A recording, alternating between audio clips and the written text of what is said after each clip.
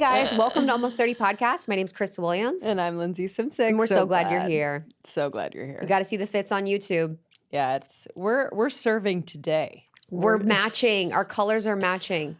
Oh, wow, that's crazy. I did not realize that. We always do this though, so I'm not surprised. Yeah. But what were you just saying about your fit? I feel like I look like a Dallas house mom or something. You know what I mean? It's like the hair is just like you just did a get ready with me in front of your mirror and filmed it. Yeah. Mm-hmm. And I'm like, I just dropped Dylan off. Totally. And I'm just like talking about my like 5 kids and like. Well, we're here for so many days in New York. So we're together in New York and we are doing a ton for the book. Yeah. We're doing press for the book. We're doing content for the book. We're recording our audiobook. So I got to think about my like outfit allocation because today was like kind of a low stakes, like we're not going to show out today. Yes, 100%. Absolutely not. We both know when we're not going to show out or not. Yeah. Tonight at the Crane Club. I think we're going to show out. I'm going to show out. I have my show out. That's all I like to do is show out. Yeah. One of my friends, her husband's, me and her were talking on the phone. I was like, do you want to go out to dinner and be hot? He's like, why do you guys always say you're going to go out and be hot? I'm like, dude, just let us go out and be hot. Literally. Do you want to come? Yeah, you wouldn't understand until you do it. You just go out and you be hot. It's kind of a lifestyle. It's just so, like, even being married, I'm like, I look forward to when we just of course fucking can get dressed up, go out to dinner, be amongst other adults, yes, like whatever. Yes. I love being a total slob because that's fun too, but it's just fun to get dressed up. Yeah, and just feel good and just, yeah, I'm either all or nothing. It's either the nastiest sweat. I was wearing actually. You can keep it. Yeah. So when Lindsay was at my house before, she left her Mate the Label sweatpants. It's totally fine. They're absolutely destroyed. Oh, I mean, I thought I destroyed them, but I know you probably really did. The stain game that I have is so wild. And they're like a capri. I was thinking, yeah, are they? On me, they are. Oh, maybe you're tall. You have long legs. Yeah, maybe I'm wearing them too high, but they're like go up, they hit at my mid-calf. It's hilarious. They hit at my mid-calf. They're like a cream color, but covered in like turmeric. Turmeric. Yeah, I mean, watch out with turmeric. I was thinking the other day, I'm like, hey, Linz, you deserve new underwear and new sweatpants. Hey, that's right a good now. one. Because I've literally have the same lineup since like I was pregnant. It's a little much. It's what I put on the first thing in the day because I know the next couple hours with Mav are going to be a mess. Yep. The best at a mess. And so I just put on like a little uniform that can get totally destroyed. But I haven't invested in like a cute sweat fit.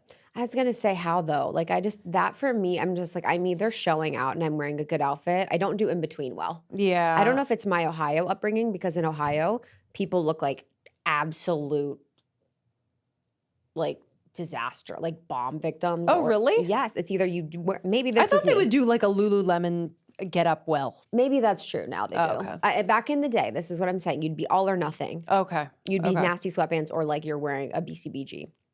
Again, dress. This was like 1910. So yeah.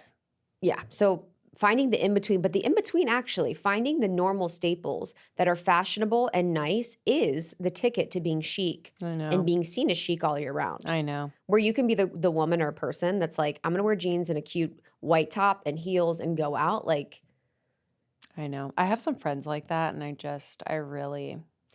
admire from afar. I know. I'm like, I can't. Like they'll find like the coolest, just basic shit, dress it up, dress it down. I know. Go to drop off, go to dinner with I'm like, I know. And I'm like, I need like the outfit that I'm going out in, I'll never wear. Ever. Oh yeah. It's like just for that one. Yeah.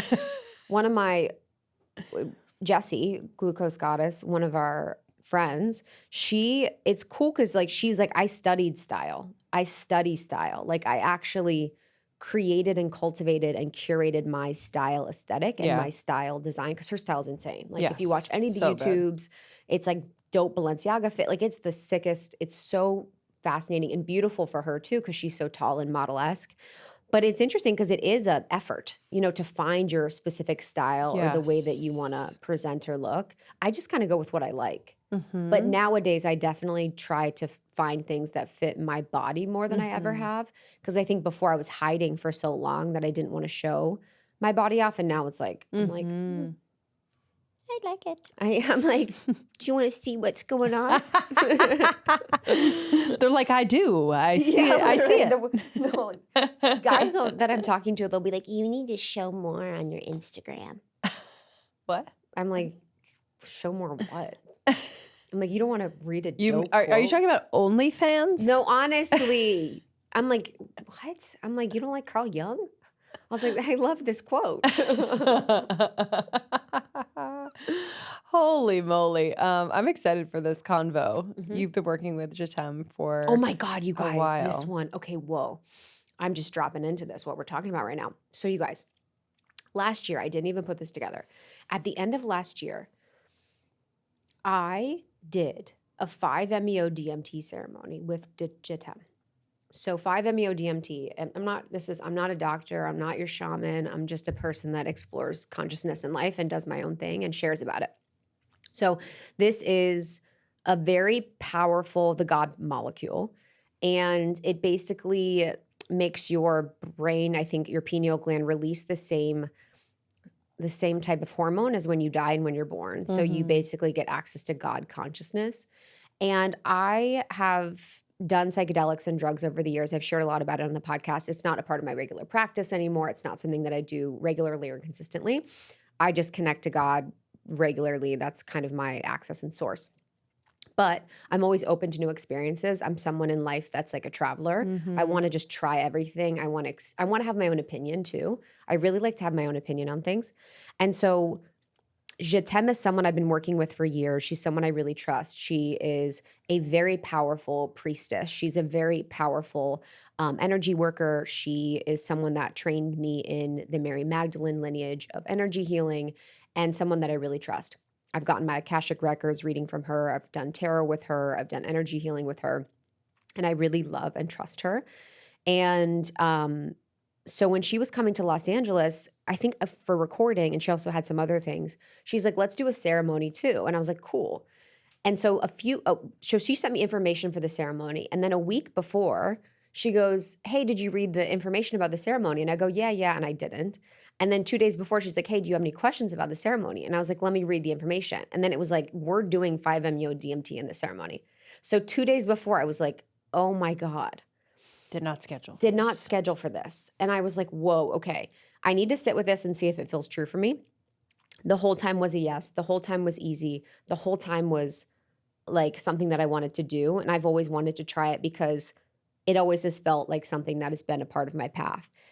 And so I was like, all right, let's do it. So we did the ceremony, which we break down in this episode some. And then we also did a lot of energy work and healing in the space. But the ceremony was like hilarious because it was so me. And you know me, we've done medicine together. The experience that I had was my moderator bullying me. So people are like, I met God. I turned into Jesus. I felt the most ecstatic I've ever felt. No, I met the part of me that is like a bully to me. And I was bullied by that part for 45 minutes. So my life is fun and beautiful. And then I do plant medicine. And it's like I meet these aspects of me that I need to work with and integrate. So she was beautiful. She was stunning. It was perfect by her. But my experience was, just what I needed. But it wasn't like, that like expansive consciousness moment. But we talk about it in this episode. And in this episode too, we talk a lot about the Mary Magdalene lineage. And we talk about the divine feminine and all the ways in which throughout history, the divine feminine has been suppressed. And we talk about all the ways in which it's coming back and rising. And she knows so many different aspects of the Mary Magdalene lineage, of the power of this. And so it was just fascinating because it's not only spiritual, but it's historical. And it is all of these things that I think as women we're called to and have interest in, but we don't really know why. And as we come more into our power, which is balancing the masculine and the feminine and calling forth the beautiful feminine aspects of us, having information from teachers like her is so incredibly helpful. And it has changed my life in tapping into my feminine and now living in such a feminine experience. Yeah. And so I'm excited for you guys to listen because this will be a very deeply spiritual episode. We haven't had one that's gone like this far outside the bounds of spirituality in a long time. And you'll also learn a lot about, my spiritual practices and sort of how I approach spirituality and the feminine. For people who are looking for like a spiritual guide, teacher, healer, I guess what is important to you when you are one, but in terms of your kind of team that you tap into? No, I just went blank because I'm like, wow, it's so many things. I think of the quote from the Bible. It's like, well, you will know them by their fruit. And so you can look at how people are living and who they are. And if it's in alignment with what they teach, I think that's important for me personally. I think for me, a teacher is important for how they are relationally, not just knowledge.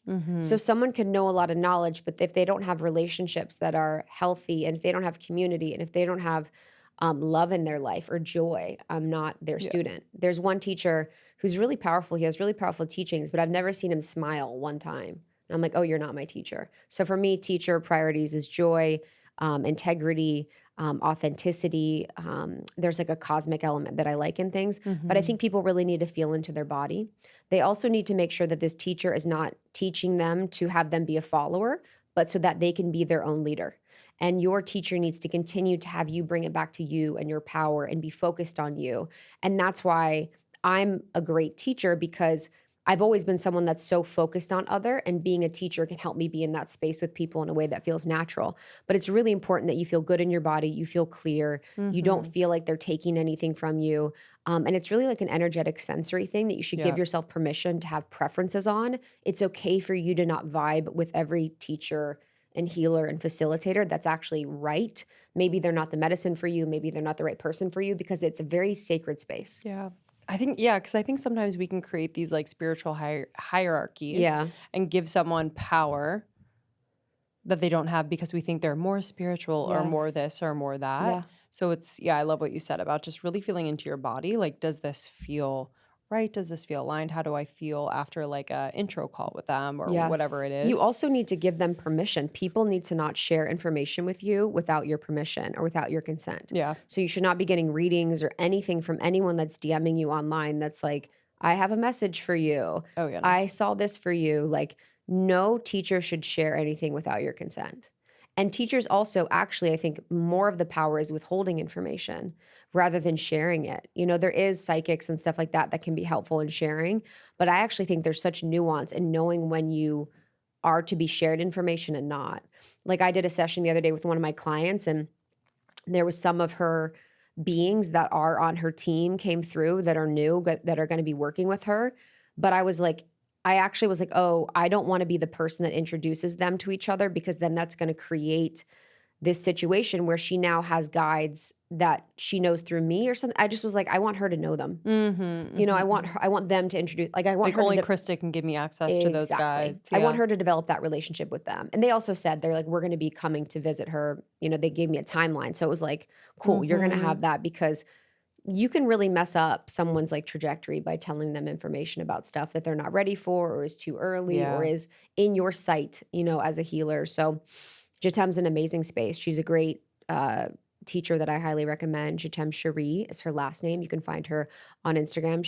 I am Jet'aime. And then you can find her website, Jet'aime Cheree. I've gotten basically, tarot, Akashic, everything from her. And I've also done a lot of her energy healer trainings, which are beautiful. She does retreats all over the world. And it's just like a very loving person. You can feel the love from her, which I appreciate. Yeah. So good. So good. Enjoy this one. If you haven't already, please be sure to pre-order our book, almost30.com/book. We are so proud and so excited for you to have this guide that will support you through any season of change.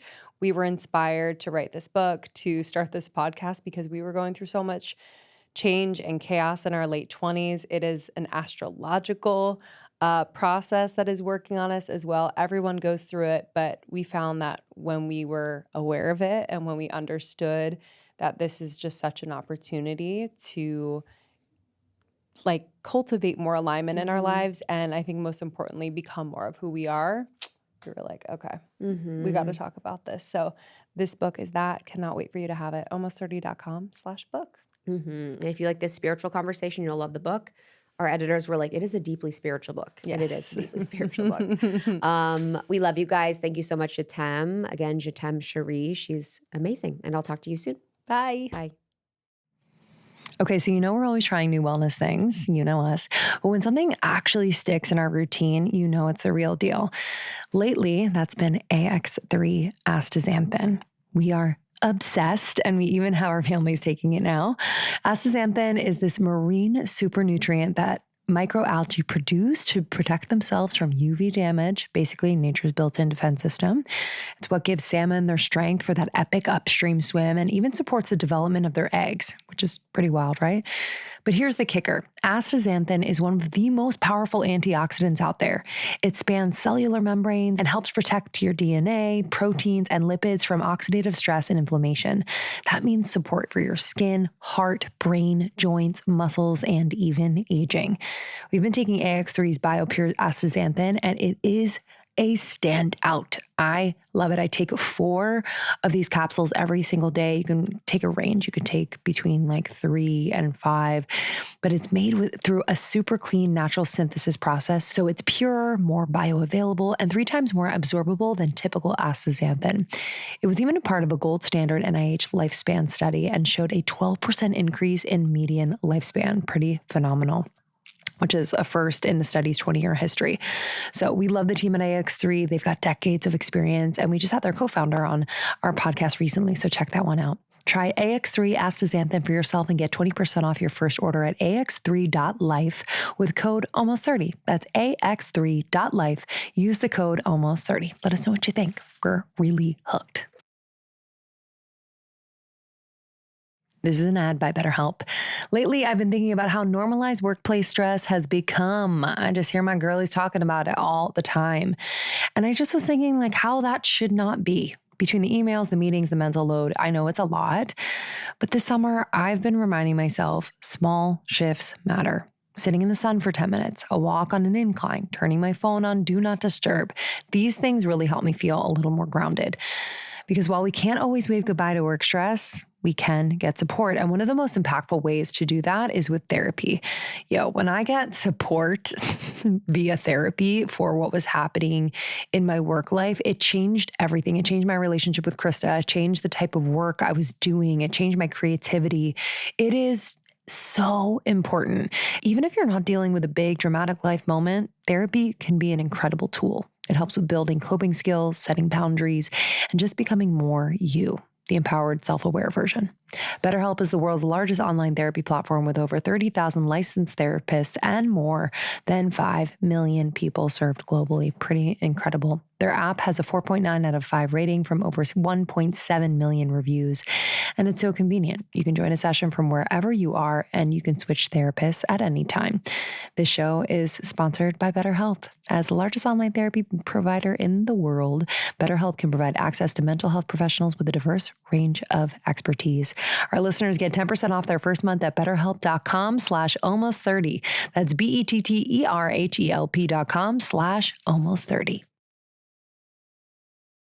The sacred scripture is our DNA. The sacred scripture is our desires. It's perfect feeling. Yeah. It's actually what is resonating as a frequency and a vibration within us. The Bible was written by man. The apocryphal texts were written by man. And so they are subject to our own interpretation that vibrates at the resonant field within us. Mm-hmm. The truth that we are able to pull from scripture when we interpret it is going to be our sacred scripture, and that there is no one blank canvas of scripture that is the contract for all of humanity. Yeah.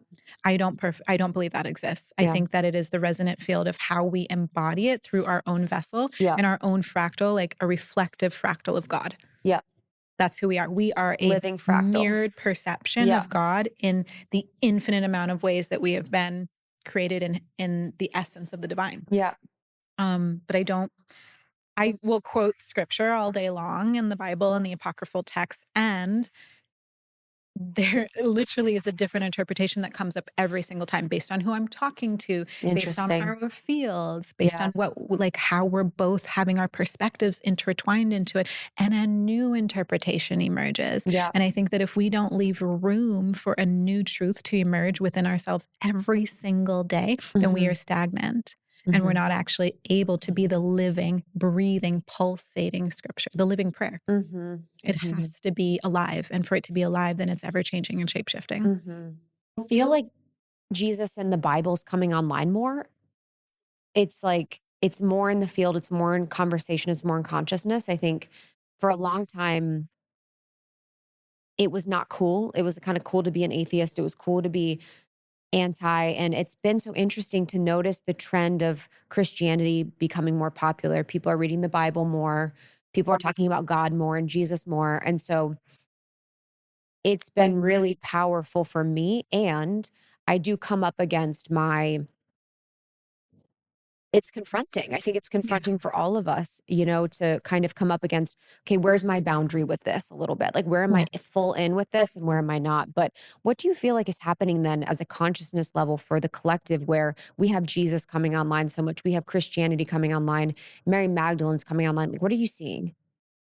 Wow.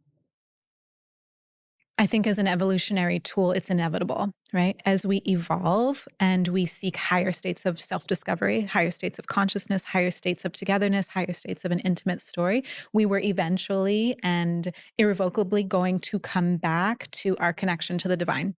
And I think one of I wouldn't say it's the easiest way to grasp divinity, but one of the direct pathways is through religion. And so why we're having this revival right now of religion is because we are seeking our divine selves in this new age. We are seeking a re-inhabitation of the vessel of the divine. And one of the easiest pathways, or at least one of the pathways that is most available to us, is religion. I identify as a mystic, right? And so we can say mystic Christianity is something that I feel very comfortable with.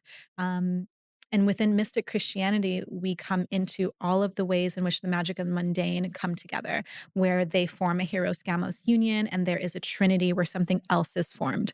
In the age of Aquarius, we're coming back to this golden age. We're coming back to this age where alchemy and magic and astrology and divination reigns supreme, right? It's a cosmic opportunity, but also invitation for us to deepen in the ways in which we have access to the divine. It's not just through religion. It's not just through oracular divination. It's not just through prophecy. It's not through meditation, or not just through meditation. We actually have a pantheon of archetypes at our disposal, at our access, and at our invitation to be able to reconnect and renegotiate the pathways in which we can meet our divine selves.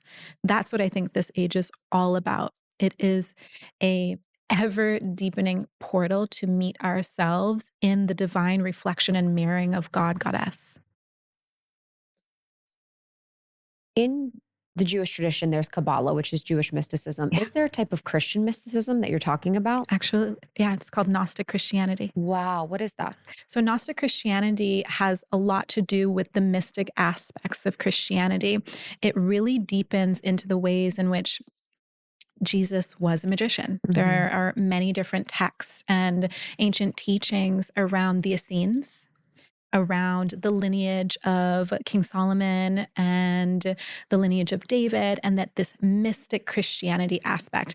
In the Bible, they speak about King Solomon, which is in the lineage of Jesus, being able to have the control of daemons, right? And that he built the Temple of Solomon utilizing the support and strength and power of daemons. Now, modern transliteration of daemons is that we call them demons.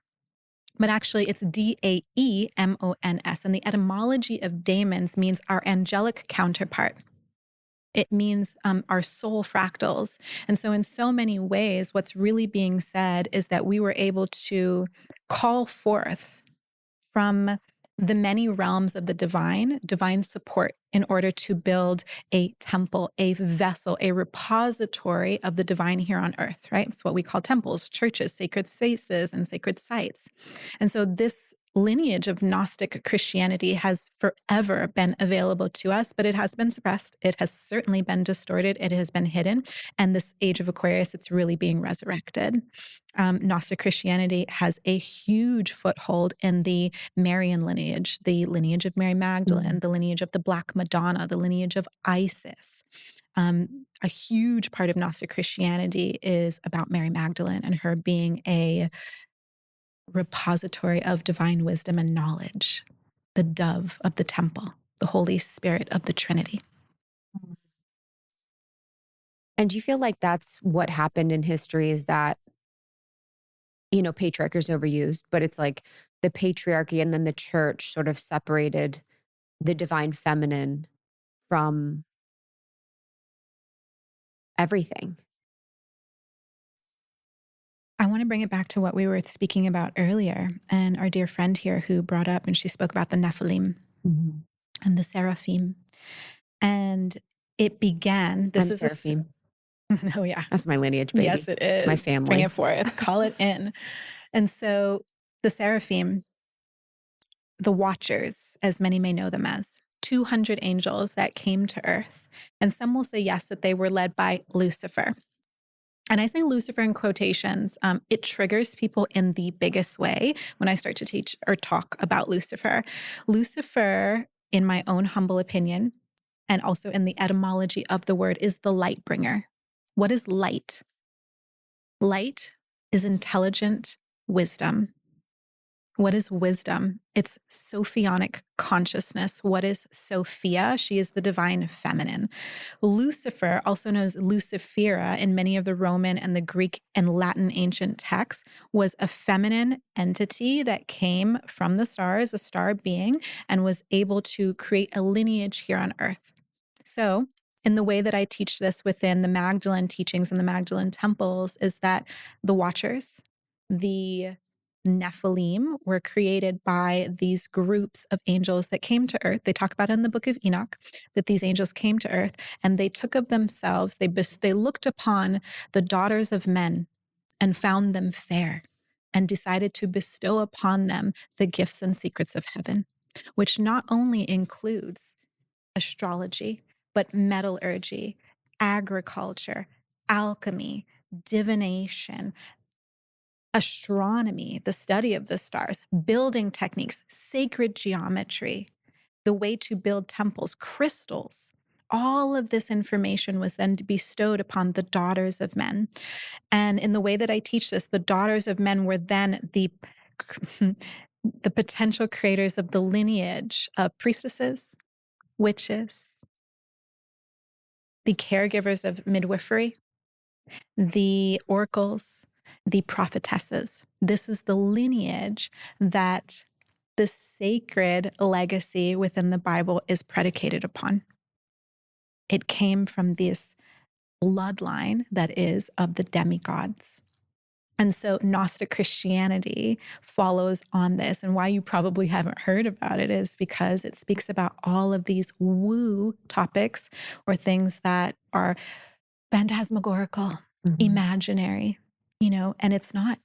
These are essences that we have within our body, within our remembrance, within our DNA, within our cellular memory that are still alive, and they're coming out of dormancy within us now.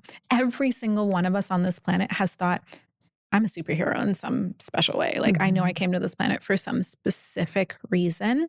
And those of us that, I don't like to use the term awakening or woke, but in these Definitely last not woke. 4 years, we have remembered that there is a very worthy piece of our divinity that is rising to the surface if we give it permission.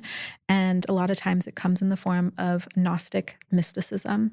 It comes in the form of the priestess lineage. It comes in the form of this resurrection of Mary Magdalene. Comes in the form of this resurrection of the divine feminine, the daughters of men that the angels found fair and bestowed upon them the gifts and secrets and wisdom of the heavens. And so Mary Magdalene, how does she play a role in sort of the evolution that we're in right now and the consciousness that's really coming online? She was a rebel. She was a rebel in love and also a rebellious equal. Mary Magdalene was known to be a priestess of Isis. She was trained in the temples of Isis. I have full body chills like rolling through my body right now. Yeah. This is a huge piece that is really just coming to light recently. As a priestess of Isis, she was instructed and initiated into the lineage of Hieros Gamos, which is the lineage of the bridal chamber, the initiations of the bridal chamber, which are death, rebirth, and resurrection. She was also an initiate and a master at the anointing rituals of kingship. And so all throughout the Bible, we are given, literally gifted, these alchemical scenarios of her priestesshood. However, they are distorted in such a way that we don't recognize the rituals, we don't recognize the ceremonies. When she anointed Jesus's feet and his head with the alabaster jar of spikenard, this is an ancient Egyptian ritual of kingship. She was anointing him not only for his death, but for his eventual rebirth as an enlightened master, coming into his golden body, his golden field, his alchemically golden angelic self. Where did Mary Magdalene get where was she lost, or where was she renamed or reclaimed as something that she wasn't? So in the Bible, they talk about, and this would be mostly like in the book of John and the book of Thomas, right? They speak about Mary Magdalene being despised by the disciples. Specifically, John the Rock having a almost hostile and violent affinity towards her. And it was a jealousy. Yeah. It was and he speaks about it. And he says in the Bible, why do you love her more than the rest of us? And Jesus responds, why do I not love you the way that I love her? And it was just a simple question to be able to open the spaciousness as to what is here that is not judged, that doesn't have a boundary or a filter, that I can love her so fully. And where's the boundary within our love, within our trust? Mm. And Mary Magdalene was despised because she was an equal. Now, there's many different affirmations and confirmations of this, but Mary Magdalene was quite wealthy. Yeah. She came from Migdala, which meant the tower. Now, Mary was not her name. It was her priestess title. All priestesses of the age and before were first given the name of Mary once they were initiated as a priestess, which is why Jesus was surrounded by Mary Jacobi, Mary Shalom, Mary Magdalene, and Mother Mary. His mother was also a priestess of Isis. And this was his circle of Marys. There was 4. There's 4. Mm-hmm. Yeah, if not more. Mm-hmm. Now, I'm going to bring it back to King Solomon, like we spoke about earlier, right?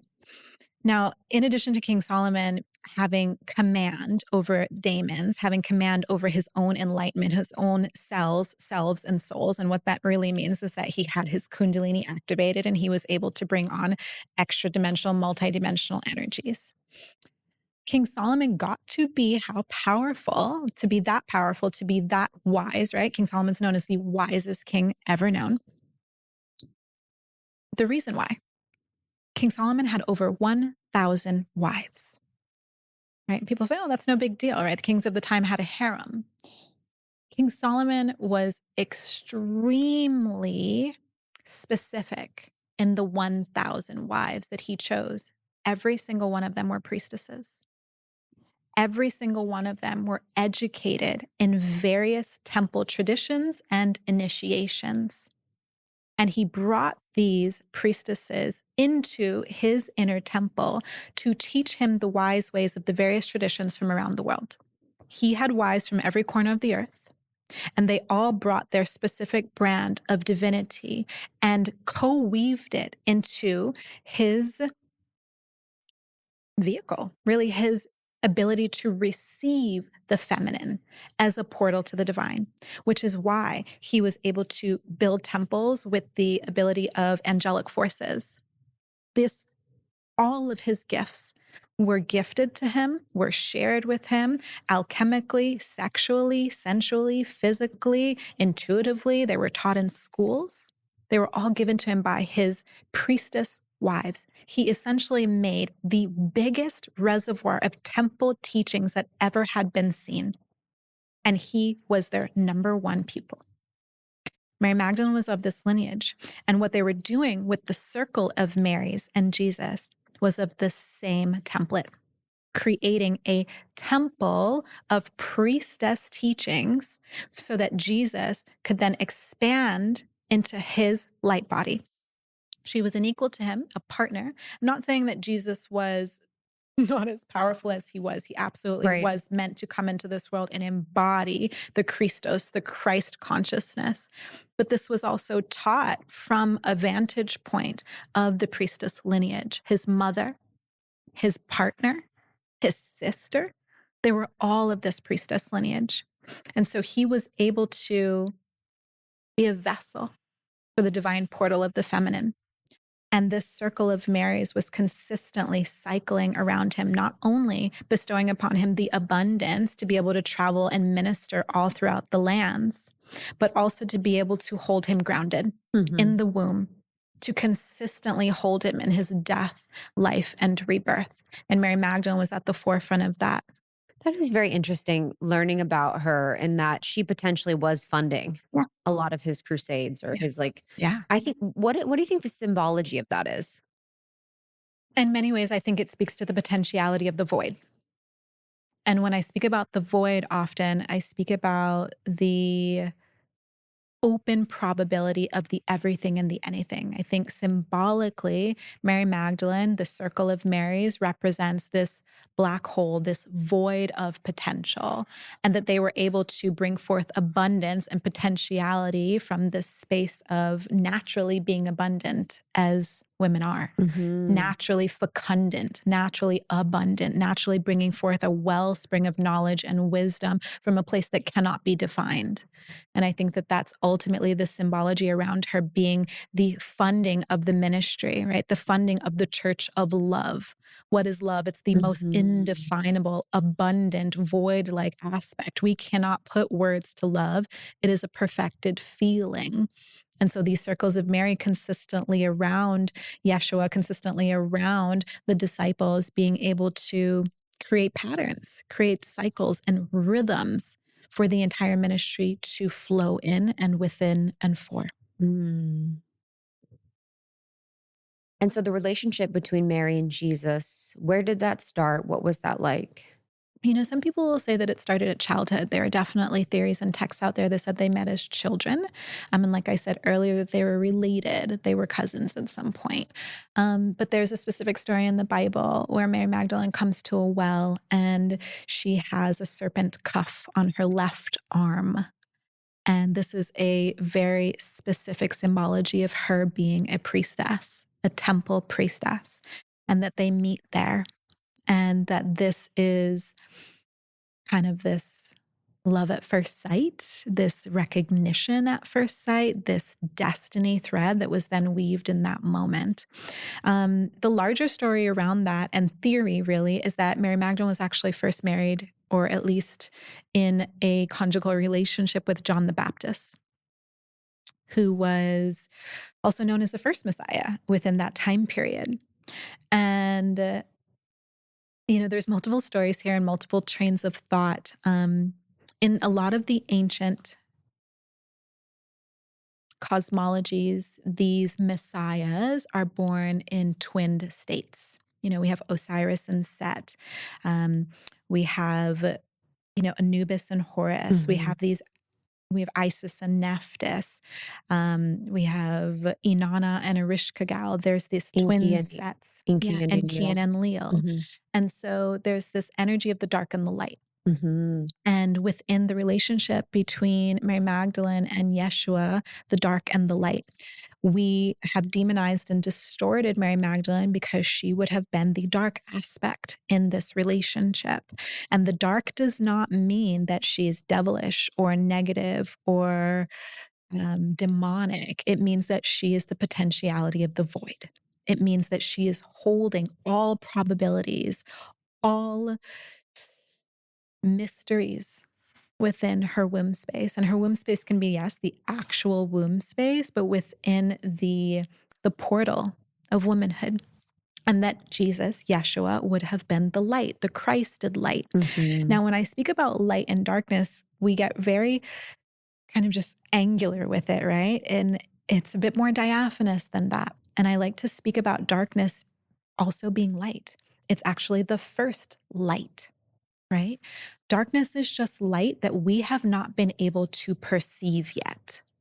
It is light, which is information, intelligent infinity, right? It's wisdom coming from a place that we don't have a perspective on, or we don't have an access or inception point to yet.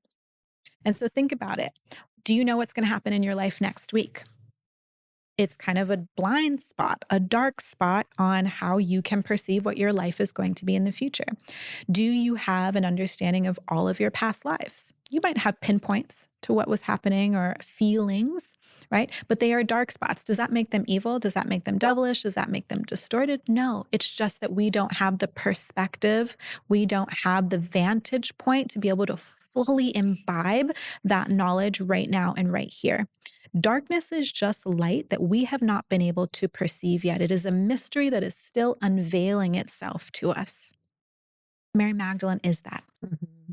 Her darkness is coming to light now. Mm-hmm. And she's a mystery that we are now coming into an inception point of where we can meet her and we can connect with that mystery. We can connect with her potential. We can connect with that voided space of all probabilities coming into our awareness.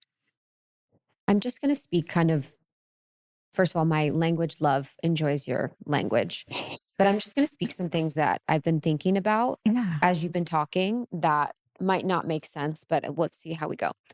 So I've been thinking about Lucifer as the light bearer, the bringer of light. And I've been thinking about how a part of the healing process is bringing the unconscious conscious. Yes. And it's like a part of that process is how can we bring what's unconscious to the conscious mind? Yes. And it's almost like Lucifer brings what is, it brings that and allows that for us to bring things to light. Absolutely. And then I was been also thinking recently about, I think in the past couple of years, starting in 2020, this is just my perception, I think we've been really recalibrating around romantic and intimate relationships. Mm-hmm. How I think there's new templates coming online. And I think what I've seen is a lot of people coming out of relationship, a lot of relationship ending, relationship transitions, relationship rupture. And I think the template of codependency, of not being sovereign, and of disempowerment within relationships is sort of expiring. And I perceive that starting in 2025, and this is just my prediction, that there are going to be more of the actual true soulmate unions coming online. Yes. And I'm actually thinking now about how as Christ comes more online and Mary Magdalene comes online, it's almost like our ability to perceive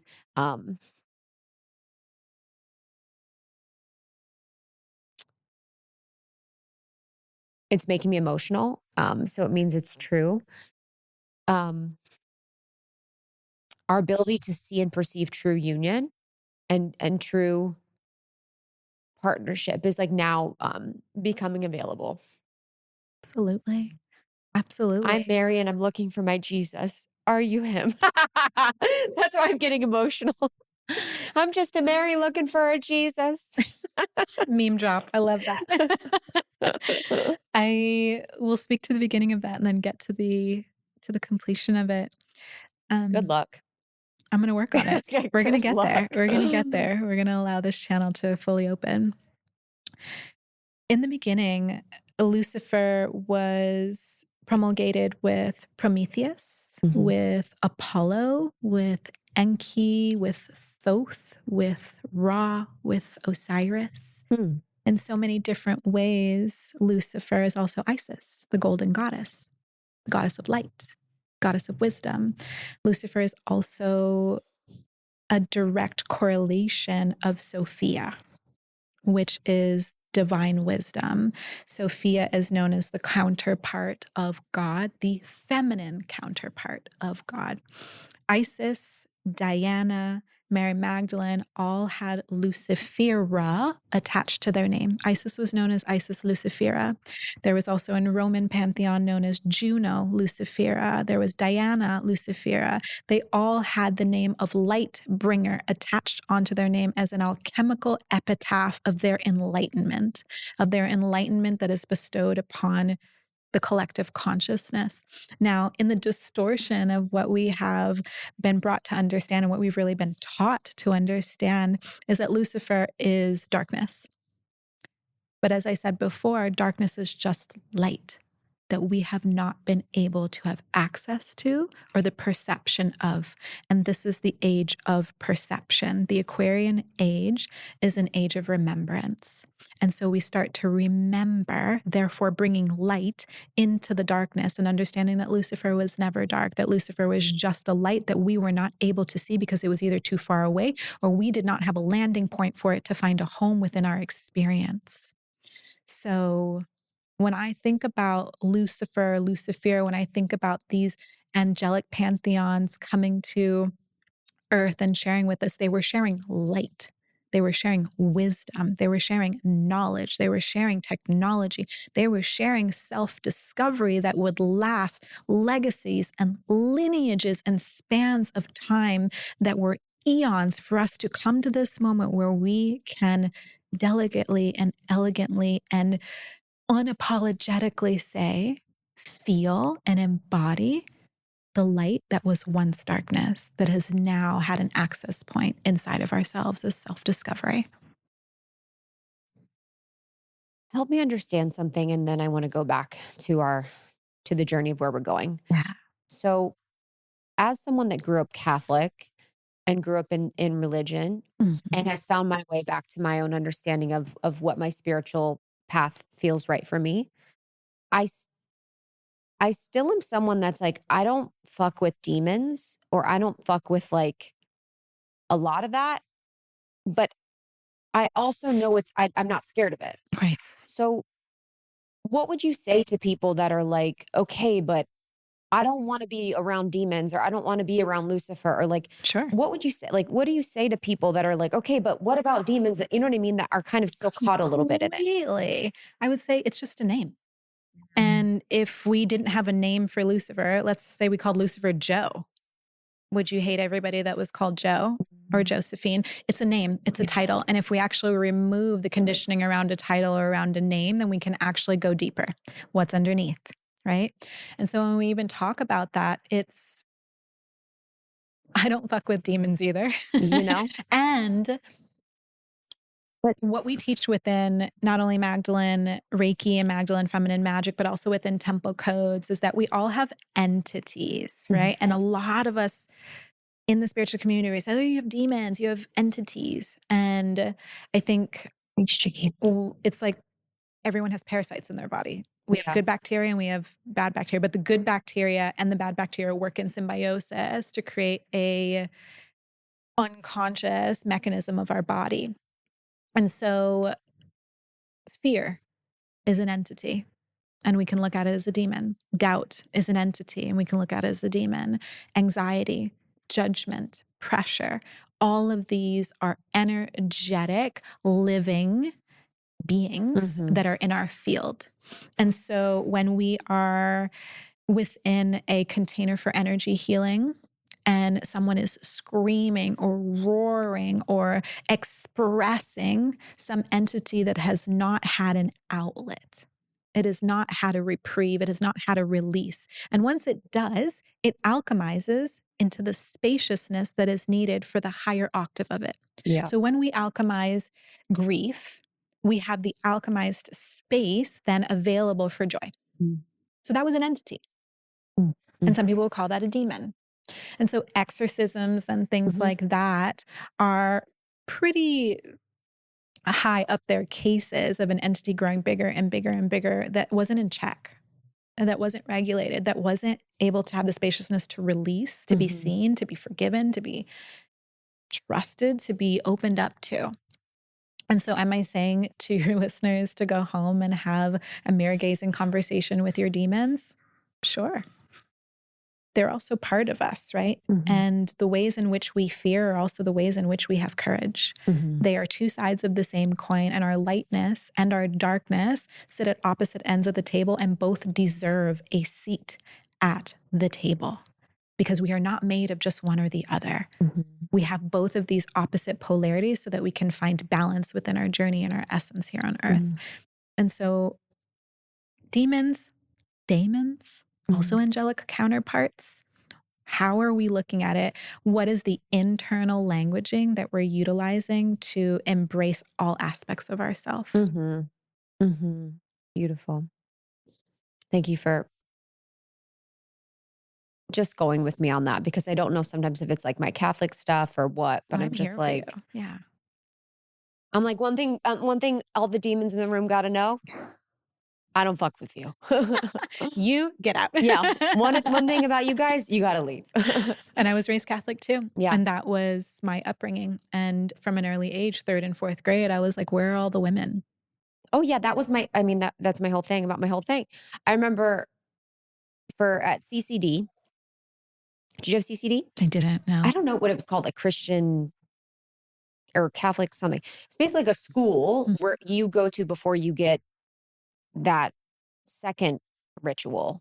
So you have the confirmation. Yeah, confirmation. So you go basically learn about things, and then confirmation. You get to choose some angel to be your angel. I chose the prettiest one that I found. I don't know what her name was, but I was like, her picture, I was like, she's beautiful. I was like, she's mine. I was like, she's my angel. Her name was like, I don't even remember what her name was, but it was like the first time I saw like women as part of things, but everything was still outside of ourselves. Right. And when I was able to find and start to work with angels, through my later spiritual life, I was like, wait, we've had access to you guys this whole time. I've been able to reach you this whole time, and you've been with me this whole time, and I am you. Like, it's like, it was so heartbreaking. And I remember my mom from a young age saying that Mary was a whore. Yeah. Let's get into that, please. I know. I don't remember I don't know what it was. But I was like, hey mom, what's up with, and she's like, Mary's a whore. I don't know what made her bring that up or what that was, but I just remember being like, what? So I knew that came from some pope that at one point in time said that Mary was a whore, which sort of percolated through the entire church. But let's talk about Mary being labeled a whore. She was. And I'm going to just give a moment for that to land. Mary was what was known as a sacred har, H-A-R or H-O-R. And the etymology of har is where we get harlot from, and also whore from. A sacred har was someone who was initiated into the practice of horasis, and it is oracular divination through dreams and prophecy. It is also someone who is initiated into the sexual alchemical mysteries of the bridal chamber, a sacred har, and what we would call today a holy whore. She was. And our modern languaging around whore has been so deeply distorted that it hurts my heart. But to be known as a har was a distinguished and very elite title, meaning that you had achieved many different layers of initiation through the temple priestess lineage, and that you had now achieved the liberation of the alchemical womb, which were known as womb shamans or shamanas. And these were women who were able to alchemize whole communities of suffering, of sadness, of war, of violence through their own wombs. This is also where we get the red tent mythology, because women would come together and they would alchemize the sins, right, which is just the emotional overage of communities, and they were able to create healing energies and frequencies through this temple gatherings. And so, yes, she was a holy har, a holy whore, a temple priestess who was initiated into the sacred sexual mysteries of Hieros Gamos and the bridal chamber, which is a gift that she bestowed upon Yeshua within their divine sequencing of destiny. Where do you think in the Bible they got that? Just around her being a whore. So if we were Catholic though, where would we get this idea? Because I'm understanding from the Gnostic. Pope John the Innocent. He made reference to this. I won't quote myself on the air because I don't remember. But he called her a whore, and then this kind of just snowballed, out into the entire collective. And it was a very convenient way in order to bring her down to the very lowest rung so that we could not resurrect her and put her on a pedestal. And in 1996, actually, another Pope John, was the one who actually came out and did a public apology saying that Mary Magdalene was not a prostitute and that this was something that had been distorted within Christian reality. And it's like such a small footnote Totally. that it has never really been recognized in a huge way. Not that an apology at that, 2,000 years later is really going to do much. All of this was divinely sequenced. Like we had to think of her as what our modern day understanding of a prostitute is, right? And the fact of the matter is that as a holy whore, sex was the absolute most sacred communion and pathway to God. The most. It was the highest initiation within the temple. And so when you were an initiated master of sacred sexuality, you had a direct pathway to the divine communication of God, the receiver of the oracular prophecy. And that's what she held within her. She is the Holy Grail because her womb was the oracular prophecy of direct communication with God, as was Yeshua's mother, Mother Mary. Sacred Holy Grail of the repository of God. And so they both were. That's one thing. I'm like, why wouldn't it be nicer if it was like, you know what? Jesus's parents loved each other very much and they had a wonderful night. And at that wonderful night, they consummated this amazing son, Jesus. Like, why is the virgin thing? Why is that idolized as something that is like makes her more pure, that they did not have sex? Interestingly enough, it's just our modern interpretation of virgin. The transliteration of virgin in Aramaic or even in ancient Greek is a woman unto herself, an independent woman, a woman who is capable of being powerful without the utilization of another as her side. And so the Virgin Mother Mary was a temple initiate known as an incarnate. And she was a virgin because she was a woman unto herself, powerful and protected without any need for an externalization of her power in the form of a partner or a man. And Immaculate Conception is an actual thing. It has happened multiple times in real life. It is documented throughout Eastern religions and traditions. And Immaculate Conception is and was a temple initiation. You had to have a hell of a lot of spiritual teachings and what I would like to call capacity to hold that type of light energy, that type of cosmic energy. But it was something that was seen in young temple priestesses. So in the way that I teach this in Magdalene Reiki is that Mother Mary was seen in a prophetic vision as an incarnate. And therefore she was trained throughout her life to be able to hold these high magnitude energies, to be able to hold and carry to term this cosmic transmission from God in the form of Yeshua. Mary Magdalene then was a continuation of that lineage who was able to then hold the transmission of God coming from Yeshua into her Holy Grail womb. That lineage has been continued throughout. The reasoning there's many different reasons, but the one that I want to speak about right now that Mary Magdalene has been distorted as a whore is because we don't want to talk about the lineage of Jesus and Mary Magdalene that is literally walking the earth right now. Oh, wow. So we don't want to recognize that there's still there's descendants right now. That there's descendants and that at this point in time, that the majority of humanity has a percentage of Jesus and Mary Magdalene lineage living and breathing as a sacred prayer and scripture within them in our own DNA. And that this is the genetic memory, this is the cellular reconnection, this is the neural pathway that is now coming into form in this age, coming out of dormancy, being resurrected in our own understanding and remembrance. It's why everybody that you talk to is like, I don't know what's happening, but I'm feeling it. I'm feeling something. Even people who have no understanding of like the spiritual community or woo and, you know, just living their life. They're like, something's happening. Something's going on. This is an awakening of dormant DNA, skills, abilities, talents, powers, memories that is coming to the surface. And many of us don't have a reference point for it. Yes. So we're freaking the fuck out. And the reference point is give yourself permission to be powerful. It's your lineage. It is your legacy. It is literally what you came here to experience. Open yourself up to it and allow that code to take up residence, to be your ritual. This doesn't have to be routine. We are living life as a ceremony.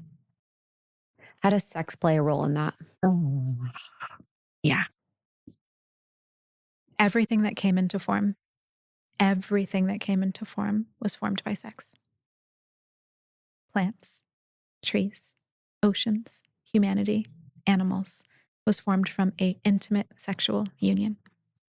Even as we're speaking to each other right now, as I form conscious words to be expressed to you through my mouth, my tongue has to come into an intimate union with saliva and then come into an intimate union with my lips and then be able to speak out something that feels completely embodied as my authentic truth, which is an intimate moment of sensuality and sexual connection. It doesn't have to be the act of sex. We are having an intimate moment right here because we are completely vulnerable and open and channeling information, wisdom, right?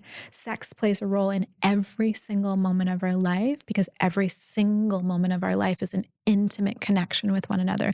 Now, whether it's veiled, whether it's authentic, whether it's vulnerable, whether it's powerful, whether it is anxious, it is an intimate moment because we are in connection with the vibrational frequencies of existence. Sex is the only pathway for existence.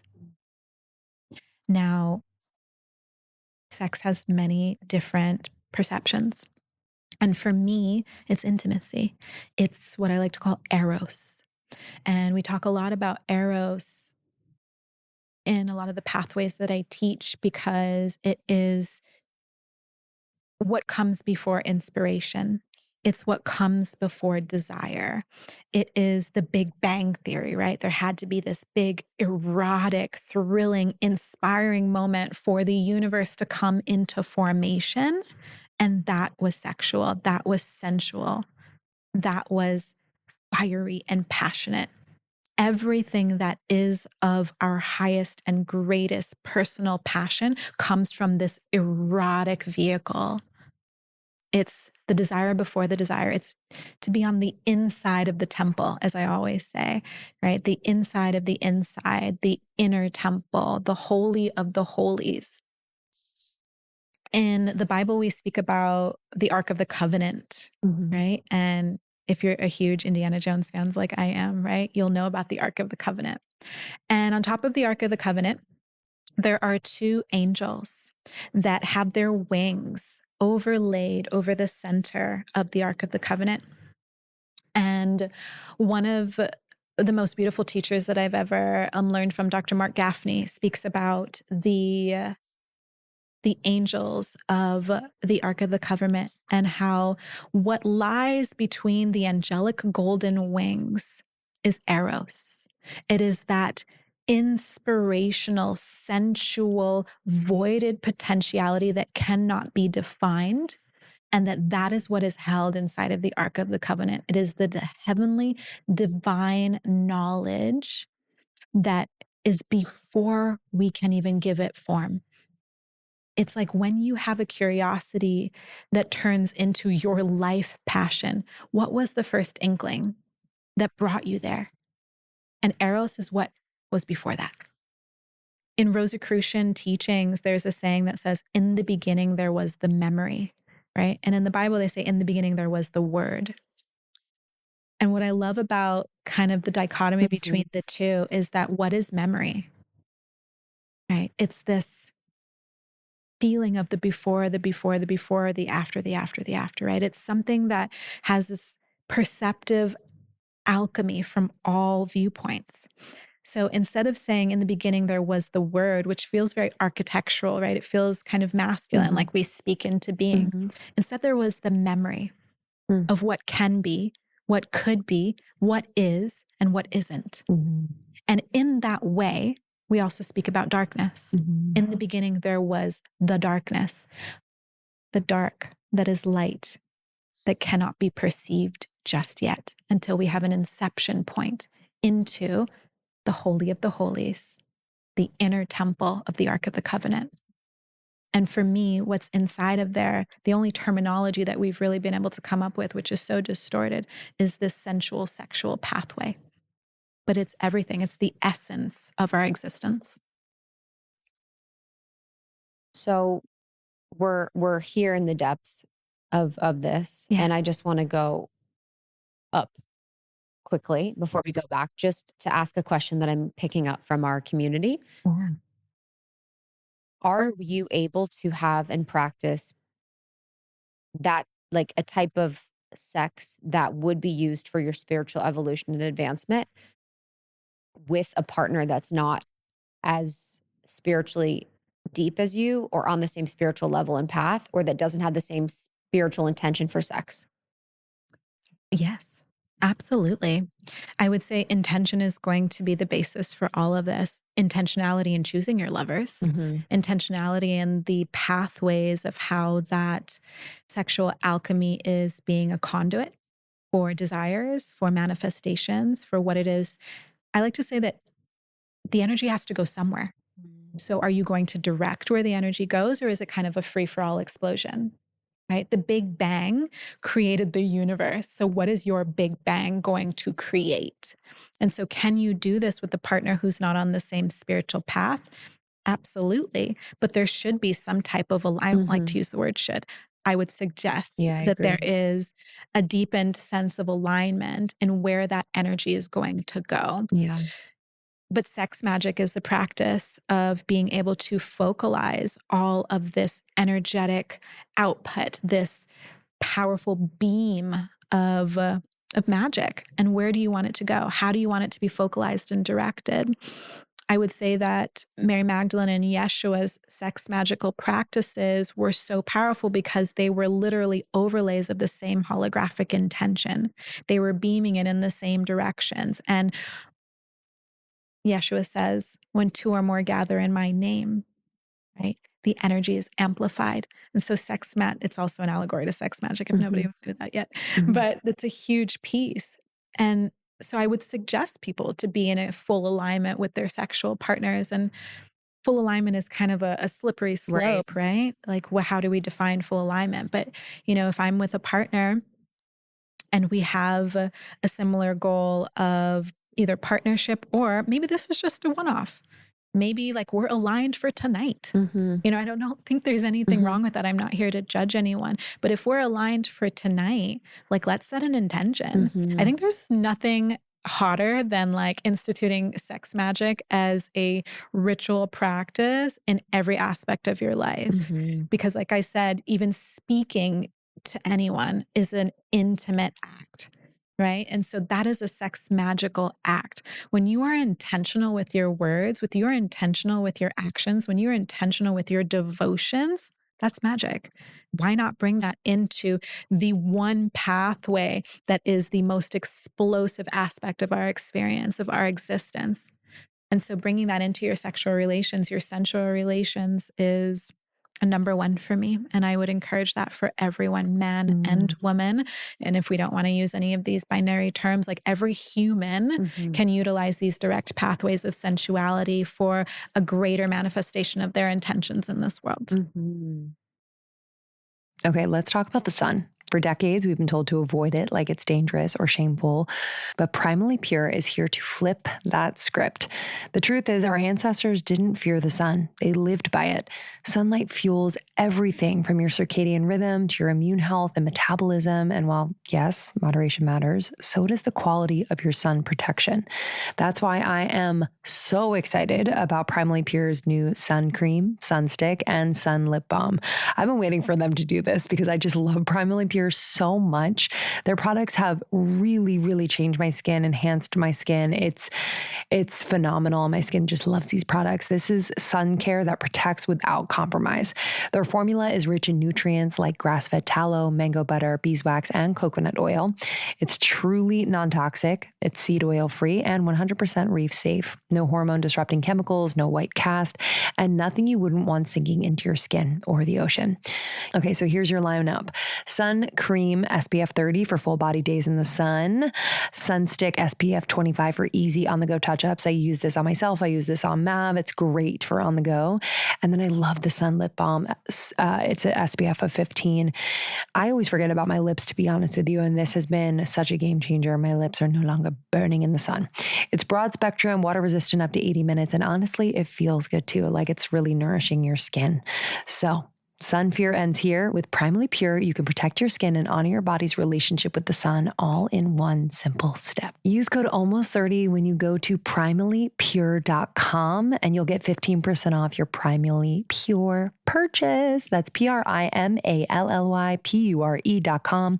Use the code ALMOST30 at checkout for 15% off your order. Back to the church and sort of how they removed women and Mary in this case. Mm-hmm. Do you think it was to keep us out of our power? Do you think it was to make men above women? Like, what do you think the intention was? And if we just think about Lucifer, who's been sort of poised as the demon or as the devil, Mm-hmm. but what would we say the darkness is that's really taken God away from us and made women bad? Yeah, absolutely.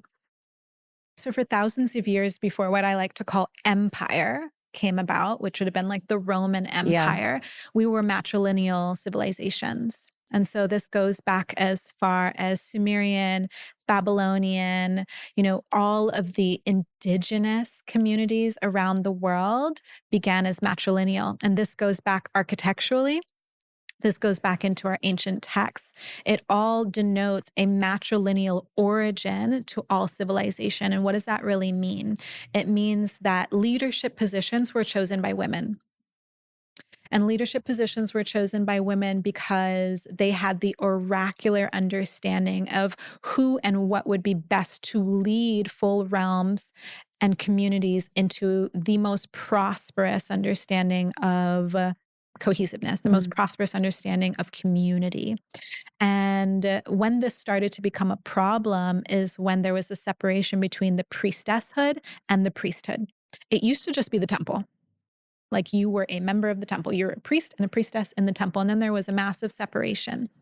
And when the separation occurred, there was kind of a coup that happened to overthrow the feminine. Because if we overthrow the feminine, they're no longer in charge of leadership. They're no longer in charge of choosing who is put on this pedestal to lead.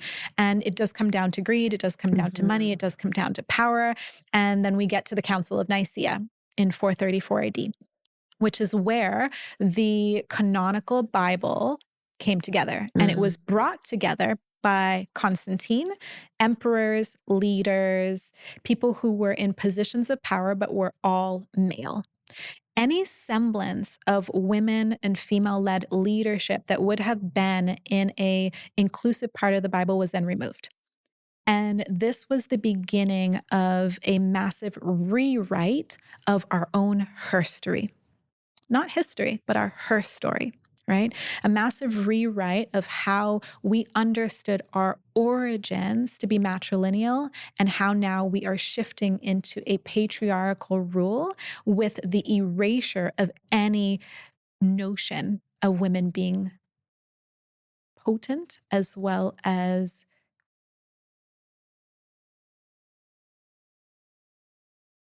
masterful leaders. Okay. And so then this starts empire. This starts wars. This starts violence. This starts takeovers. This starts colonialism and gentrification, all the things. And when these ideas of matrilineal civilization started to resurface, right, in Gnostic Christianity, with the Essenes, with the Knights Templars, right, all hell breaks loose because the church is in charge. And whilst I was raised Catholic, and for many years I had a huge grudge against just religion. I was like, if you mentioned God to me, you got my side eye, and then you would just get my back. I would just walk away. Lame. Yeah. And it's really interesting to... People still get a little triggered when I talk about it. They're like, is it religious? Right. And is it? I'm Or like, is it I just don't know. Is it? Is it, right? And we get to ask ourselves that question. We get to choose. Yeah. And that's the most beautiful part about it, where we are right now. We actually get to choose. Is this a story that we've been fed, or is it a story that we actually get to create on our own? And this matrilineal origin story is one that is being resurrected right now, but after thousands of years of the erasure of our standing at the top of the pyramid. And I use that as a very intentional pun, the top of the pyramid. And so, What do you mean by that? I'm not getting it. no problem. I'm like, pun is above my head. Pun missed. So the top of the pyramid in symbolism, the bottom of the pyramid is the symbolism of the yoni. Got it. Of the vaginal portal, right? And the top of the pyramid, even as we look at it as a sacred site, is a beam of energy. And so in women, we are a beam of energy that is going into the earth, right? And then we also have these sacred sites around the earth that are beam of energies going into the cosmos. And where do we meet is in the middle, right? We meet in the middle. And so with that being said, and this kind of Council of Nicaea rewriting our history, it's really up to us in this moment to be able to choose our own canonical Bibles for our own spiritual revolution, our own spiritual rebellion. Yeah. Being a priestess in this time,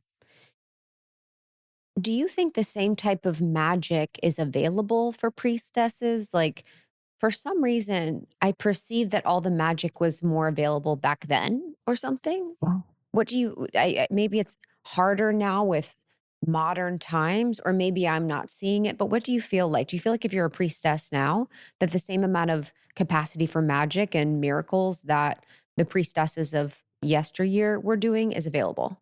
I do. I absolutely do. And not to say that it's any more or any less. I just think that it's different. It's shapeshifted.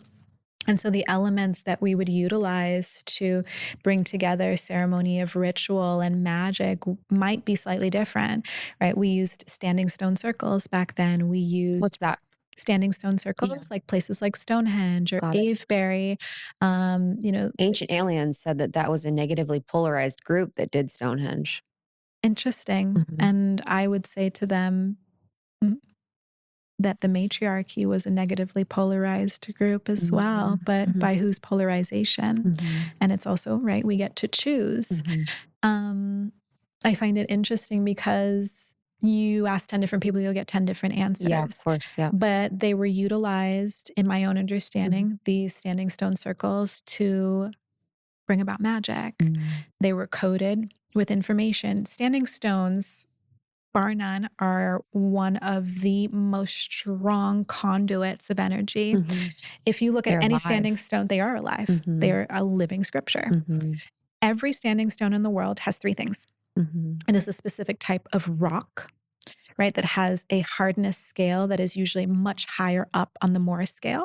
They also have a specific type of quartz crystal that is typically embedded into its infrastructure that it's made of, which is a conduit, right? Our cell phones, our TVs, our radios all have the same type of crystal. We also have the same type of crystal in our pineal gland and in our brain because we are also standing stones moving and walking around, okay? They also have an underwater or underground water table that acts as a conduit. And so the configuration of standing stones is usually in a sacred geometry pattern, whether it's known to us or not, and whether they're still standing in the same pattern is typically not the case. But originally when they were created, they were in a very specific sacred geometry that was an overlay either of a cosmic patterning or a terrestrial patterning or some amalgamation of both. Overlays and overlays of dimensions and information, light and darkness, placed within like pockets of information. The crystals that were inside of the stones were then activated, right? What are crystals? They're liquid light, which is what? Liquid information. That information was then used as a conduit with the water table underneath the standing stones. So that information was then circulated throughout the land and was then accessible to people living in that place who had certain gifts to be able to commune with the elements, right? Which is why We have these witch hunts, which is why we had the Cathar burnings, which is why we had the Albigensian crusade. These were all attempts throughout time to eradicate those that held the remnants of initiatic master to be able to commune with the elements, to be able to commune with the cosmos, to be able to commune with magic. Okay. These groups of people still had the teachings that were embedded long before Jesus, long before even King Solomon, that would go all the way back to the beginning when these seraphim, or if we like to call them the Nephilim, came and embedded the secrets of heaven within this lineage. These elements are embedded within our body. When we talk about Kundalini awakening, we're awakening the liquid light that lives within our body as a vessel of remembrance, as a vessel of the sacred codex, as a vessel of this living prayer. And so these standing stones, the pyramids, all the sacred sites in the world are literally in configurations of sacred geometry. There's a specific pocket of information that is available to you there based on its sacred geometry. So you go to Egypt, you're going to feel a specific type of energy, and in the way that it penetrates you, in the way that it's meant to be received by you. You go to Machu Picchu, you're going to receive a specific pocket of energy there. You're at Stonehenge, it's the same thing, right? Wherever you are in the world at these sacred sites, they have something very specific for you to remember, but also for you to make space for. And I like to think that if you're called to a specific sacred site, even if it's not a sacred site, whether you're called to a specific city or place in the world, or even a specific person, there is something there that you have left behind in anticipation of you remembering and retrieving it here and now. And that in this here and now, there is an imbibing and a spaciousness that you have for that code to awaken within you now. That was my journey to finding. So Mary Magdalene has come through for me over the past years in healings, and came to me when I was in Italy once. But when it was this year after Ibiza, I asked God, I was like, where should I go? Because I had a week to travel. And usually each year I give myself a week of intuitive travel where I just say, where am I called to go? So for anyone listening, highly recommend just leaving space on your calendar for your intuition to guide you where to go. Yeah. So I said, God, where should I go? And I just was thinking, and all of a sudden it came through. I was talking to my friend Jenna to go to the English countryside. I was like, okay, we're going to go to the English countryside. And I ended up being in Somerset, which is right by Glastonbury, Oh, yeah. which is right, One of my favorites. near the Chalice Well, where Yes. Mary Magdalene was, Yes. and near the ley line of feminine energy. Yes. And it was just such a powerful, powerful place. That was really where I had this beautiful journey of getting to know her and getting to know that feminine energy line, and even getting to know dragon energy more before we were in our, Mary Magdalene training. Yeah. Can you talk a little bit about the Chalice Well and about ley lines, especially that ley line by Glastonbury? Absolutely. I mean, speaking about the sacred geometry, Avalon, as Glastonbury is called, is a sacred repository of crossing ley lines, right? So when we talk about even like X marks the spot, this is an esoteric understanding of where ley lines cross. There is a sacred geometry and energetic repository. And so for any of those of you who have been to like Sedona, you understand what I mean, like the vortexes, the vortices, right? There are these places where energetic ley lines cross, where we have a positive and a negative polarity, and then there's an opening. So in Avalon, there's much of that. They have the Michael and the Mary lines, which is essentially translated into the Yeshua and the Mary lines. And even when we look at the name of it, it's called the Chalice Well, the Holy Grail. It is the space where something was born, something was poured forth, something was imbibed in the most holy and sacred way. And within Avalon, we have the Chalice Well, and then we have the White Springs, right, which are about 100 feet from across from each other. And the Chalice Wells, the water runs tinged with red, as you may have remembered, right? And it's filled with nutrients, and it's filled with, it's not copper, it's Sulfur? No, I'm blanking on the name of it right now, but we'll come back Some to it. mineral. Yeah, it's a mineral that's red. And so the water almost looks like blood. And it actually tastes like that. It's iron. Thank you. Thank you. So iron, it's the number one component of our blood, right? So the Chalice Well is the blood of the Holy Grail. Okay. And so at the actual well, if you notice, they have kind of like a grate over it that's in the Vesica Pisces. And though the Vesica Pisces is a symbolism of the masculine and feminine coming together and creating a third something that is completely filled with potentiality. When the masculine and the feminine come together, there is almost like a nebula or a black hole or a stargate that is formed, and it's called a mandorla, right? It's also called like the almond shape, the mandorla. And the mandorla is literally the yoni. It is the presence of the portaling of the yoni grail. 100 feet across the street, you have the White Springs. And this water is completely filled with calcium. So within this, we have the semen and we have the blood. And when they come together, these two form the existence of life. Okay. Now, there are all of these stories and theories. I've spent a lot of time at the Chalice Well, and I've stayed at the retreat center at the Chalice Well multiple times. And I believe this to be absolutely true, and I know it so deeply within myself, that there are underground tunnels all throughout that landscape where there were ancient rituals that were performed of the Hieros Gamos, of the sacred bridal chamber.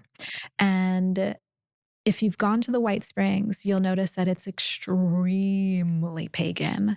It is such a ritual space. It's essentially a cave that's all candlelit. There's no cameras that are inside. And it's these 3 succeeding fountains of water, right? And they're almost seen as initiation baptisms.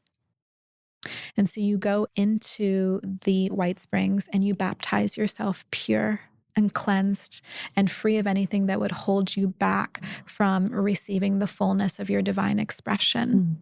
And then you would go to the Red Springs, the Chalice, and you would ask to be filled in this newly bathed, brand new vehicle with the spirit of the divine. And then you would pilgrimage throughout the lands of Avalon, and you would find your sacred remembrance through the landscape. Now, they say that overlaid on Avalon, Glastonbury, there's the zodiac. There's the zodiac of Avalon. And so you would pilgrimage along the zodiac ley lines to find your specific blueprint of remembrance within these lands. They also say, this is a place where King Arthur and Queen Guinevere were buried. There is a huge lineage because King Arthur is in the lineage of Mary Magdalene Yeshua. It is a theory, one that I believe in very strongly, that King Arthur is of that sacred bloodline, along with the Merovingians, along with the Cathars. These were all of the lineages that were almost later exterminated, right? Because they held a greater awareness of the seed of potentiality within themselves.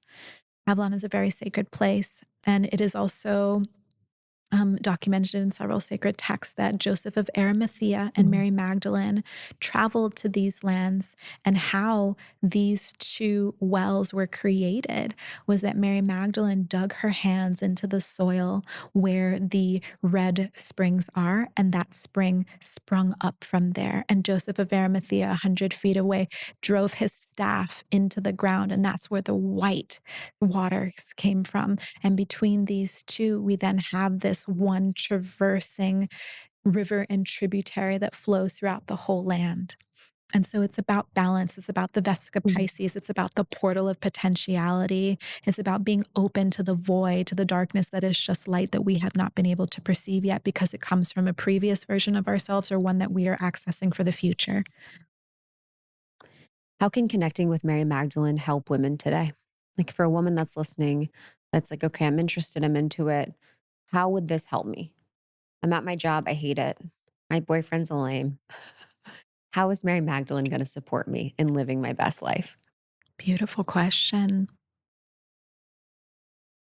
I would say, how can the remembrance of your own blueprint help you in finding permission to lead the life of your dreams? Mary Magdalene is someone that we can look at who was unwavering in her commitment to her divine blueprint. She was unwavering when she was ridiculed, when she was called a whore, when she was kicked out of the disciple group, especially after Jesus was resurrected. They were like, get away from us. He loved you more than us. We can't stand you. We want to see your face. So when she was exiled from Jerusalem, when she landed on the shores of France, I mean, she was consistently like getting her ass kicked. Yeah. And if that's the life that you're experiencing right now, or even if that is not your experience, you can look to her as a heroine and as someone who gives permission for you to be unapologetic in your pursuit of your dharmic and destined path. Because no matter what she experienced as an actual human woman, she is here now as a resurrected queen of embodiment, of unapologetic, full body, fuck yes, fated pathway to what it is that you desire and require in this lifetime. And that's how you can approach her. Support me in my unapologetic reservoir of a ritual and ceremonial life of deliciousness. How can women tune into their magic? As we step into this next year, more women need to be aware of and using their magic. How can they become aware of and really start to use their magic more for the betterment of all? A very practical way to access your magic is to give yourself permission. And I talk about permission until I'm blue in the face, because this is for all humans. This is not just women, but of course I have a very specialized and direct and focalized path in my heart for women. But when we're driving, when we're brushing our teeth, when we're on the toilet, when we're having conversations with friends, we are consistently being given guidance. We are always attracting people that we can either learn from or that are showing us how much we have evolved from a previous version of ourselves, to give ourselves permission to fully say, yeah, wow, like I recognize the synchronicities in this moment. I recognize the magic in meeting this person. I recognize that this lesson and this experience is kicking my ass so that I can get out of this very familiar and comfortable, but also very previous version of myself. Can we recognize that magic is all around us and therefore give us space for it to fully land and code into our experience? That's dreams. That's meditation. That's spaciousness. That's the full body fuck yes. It's about saying yes to ourselves. And oftentimes that means saying no to others so that we can fully honor our own magic instead of putting it in a receptacle or a reservoir for someday later, for sometime soon, for in the future, for maybe never. The magic is here and now.